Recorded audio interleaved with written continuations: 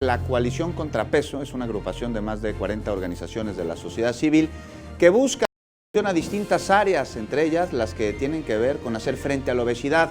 Y para hablarnos del tema, damos la bienvenida a Ana Larrañaga, ella es coordinadora de Contrapeso. Ana, muy buenas noches, ¿cómo estás? Gracias por acompañarnos. Muchas gracias a ustedes por la invitación, es un gusto estar aquí. Bienvenida. Un gusto recibirte, Ana, y hablar de este sensible tema, un problema de salud pública en México que afecta a millones de personas, cómo poder enfrentar la obesidad y las patologías que se derivan de ella. Bueno, pues como es un problema tan grande, tan complejo, realmente no existe una sola medida que por sí sola pueda combatir esta epidemia.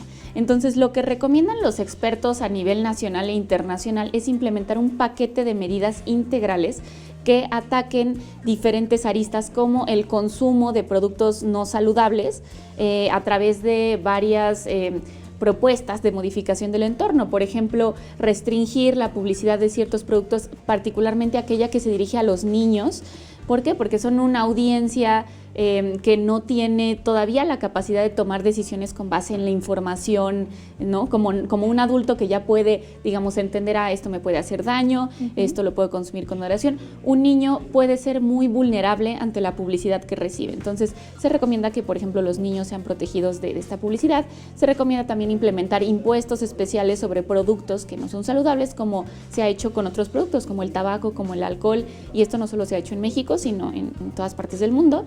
Y bueno, también se recomienda como algo clave que los empaques tengan etiquetados claros para que los consumidores puedan tomar una decisión de manera más fácil, entre muchas otras cosas, porque reconocemos que también se tiene que transformar todo el sistema alimentario y la oferta que tenemos debe cambiar, es decir, lo que deberíamos tener a disposición con mayor facilidad son alimentos naturales, alimentos cada vez más saludables, ¿no? Y lo que vemos hoy es que realmente la oferta pues es muy rica en productos ultraprocesados, en fast food, particularmente el entorno alimentario ofrece muchísimos refrescos, muchísimas bebidas azucaradas y muy poca agua simple. Ustedes pueden pensar cuántos bebederos de agua simple seguros, de los cuales la población podría usar sin contraer alguna enfermedad infecciosa.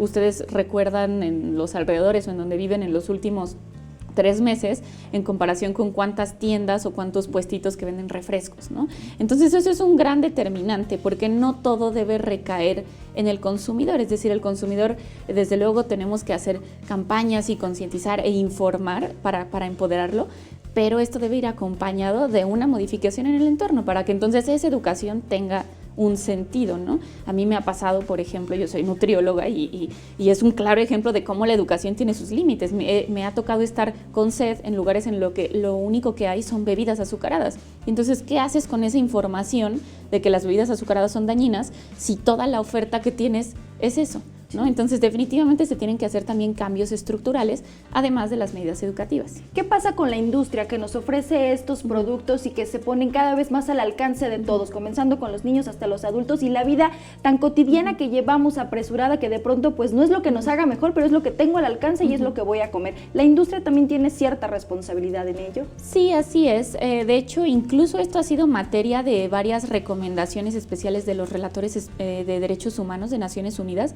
que han redactado varios papeles sobre cuál debería ser el rol de la industria ante las epidemias de sobrepeso y obesidad y concluyen que este debería ser acatar las regulaciones que trabajan los estados. Es decir, si el Estado mexicano o cualquier otro gobierno de cualquier otro país decide que se deben implementar medidas para prevenir la obesidad, y estas medidas pueden incluir el etiquetado, pueden incluir restringir la venta en escuelas, por ejemplo, porque es un público infantil y no se debería vender comida chatarra dentro de las escuelas, ¿no? El rol de las industrias debería ser el de respetar, el de dar la bienvenida a estas regulaciones y el de obedecerlas.